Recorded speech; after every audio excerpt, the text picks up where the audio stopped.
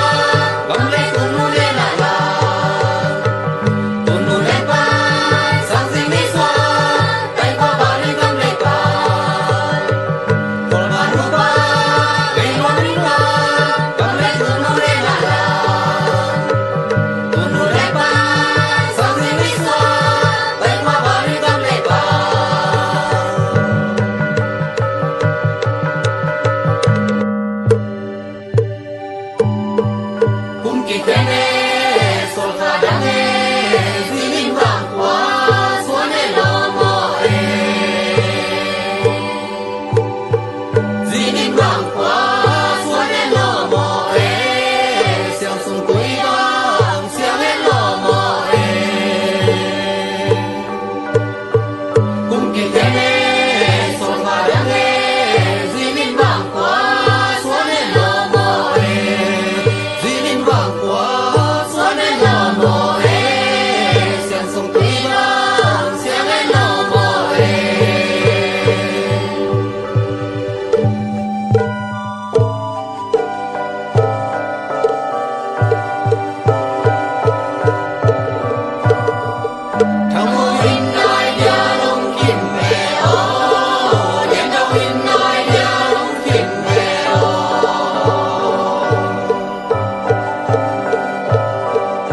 cho kênh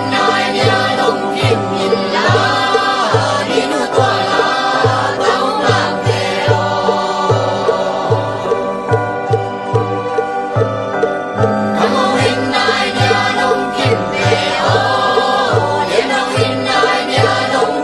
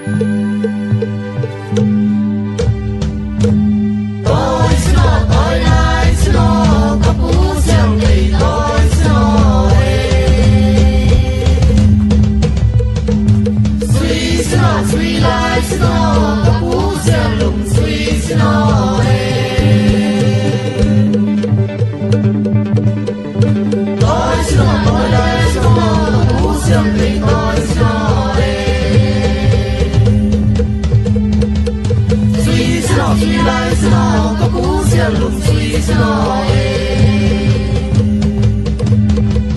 tôi xe nó tôi lại xe nó có cú xe để tôi xe nó